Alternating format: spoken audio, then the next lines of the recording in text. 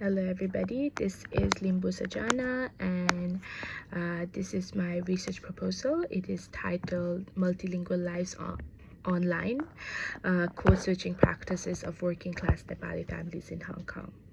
So this study examines how Nepali speakers use different languages in everyday interaction and how those choices may reflect broader social pressures and identity negotiation in Hong Kong. So why, first of all, why focus on the Nepalese community in Hong Kong? Because it is one of Hong Kong's long-established ethnic minorities communities rather than a newly arrived one. As of now, there are around 29,701 Nepali members living in Hong Kong. So their history is closely linked to Gorkha settlement and later family migration, yet research shows that many still face barriers in education, employment, and language access. So this makes the community especially relevant to study of multilingualism, because language is tied not only to communication but also to opportunity and belonging. And I also want to add that the Nepalese community in Hong Kong, the Gorkha ones, especially the military ones, have the right to abode in Hong Kong under the Sino-British Declaration. So then let's move on to background and problem. Hong Kong is often described as a biliterate and a trilingual city, but this language environment is not experienced equally across all communities. For Nepali families, the expectations to operate across English, Cantonese, and sometimes Putonghua can create educational and social pressure, especially when home practice languages do not align with institutional expectations. Existing work shows that these pressures can affect access, identity, and heritage language maintenance, which means that multilingualism in Hong Kong should not be understood as an advantage, but as a site of inequality. And then let's move on to research gap. Although there are a lot of useful research on Nepalese communities in Hong Kong, much of it focuses on either social integration or education or language policy, but there's still less attention to how multilingual practices actually appear in naturally occurring everyday interactions, so especially in digital or semi-public contexts where speakers use language in real time instead of having it, like instead of putting on a facade and saying like in, for example, in interviews, it may not be as authentic to collect data from interviews for this context because they may be shy or they may put their guards up. So yeah. So this project addresses that gap by shifting the focus from policy and reported experience to observable language practice. Research questions. So this study has a few main questions, and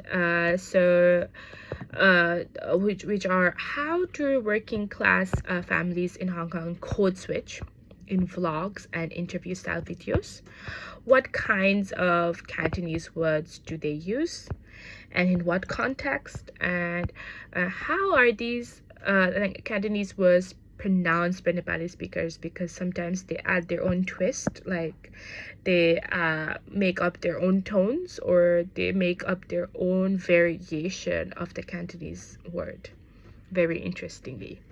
And then how do these multilingual practices relate to identity, work, and family life? So these questions are designed to keep the project focused and observable multilingual practice rather than broad general claims. Then we have methodology. So this study adopts a qualitative approach using publicly available video data featuring Nepali speakers in Hong Kong.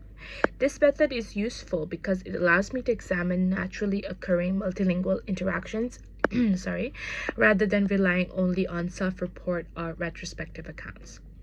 In the analysis, I will identify which languages appear where, and where speakers switch between them, and what these switches seem to do in the interaction. How do these languages play? And I will then code these patterns in relation to communicative context, such as topic, audience, and communicative purpose. And so why is this study significant? Why is it important? It is important because it moves beyond describing Nepali speakers in Hong Kong simply as multilingual, and instead examines how multilingual is shaped by unequal social conditions. It brings attention to the everyday language practices of an underrepresented ethnic minority community.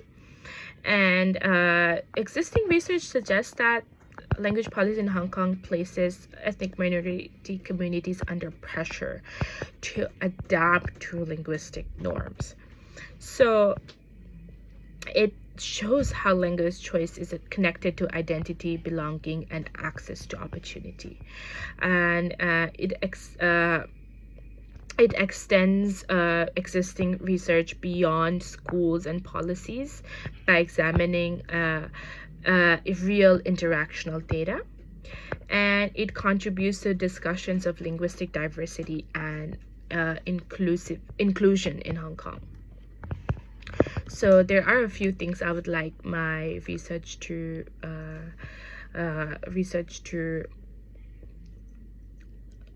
make or research to become. So I want to identify recurring patterns of code switching in the selected video data. And this may show that language choice varies according to topic, audience, and communicative purpose, and rather than occurring randomly. The findings may also show how speakers use different linguistic resources to position identity and negotiate belonging within Hong Kong's multilingual but unequal environment. I expect to provide a small scale, I won't overestimate myself, a small scale but meaningful contribution to research on ethnic minority and multilingualism in Hong Kong. So my timeline, I hope I can finalize the literature review, and refine my research questions if need be, under my advisors recommendations. So I wish to do this by October, and by November I want to select and organize publicly available video data for analysis, and by January I want to transcribe relevant extracts and develop coding categories. And by April I want to conduct qualitative coding and interpret patterns across the data.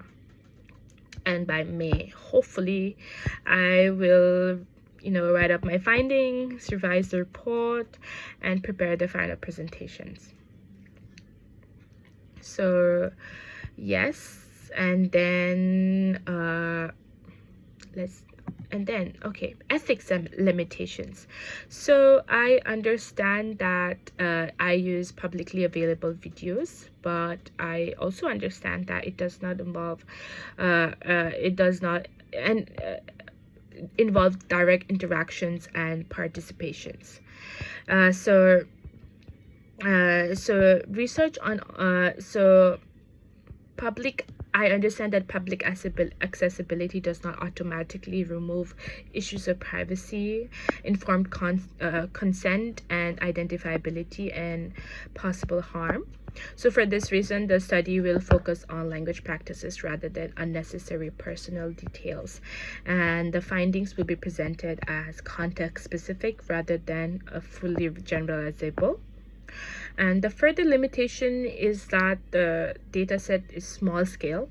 So the project aims to offer an in-depth qualitative account rather than represent all Nepali speakers in Hong Kong. So to summarize, it is a qualitative study of how Nepali speakers in Hong Kong use multilingual resources in everyday interactions, with particular attention to code switching, identity, and belonging. So thank you so much, and these are my references, and this is the end of my presentation. Thank you.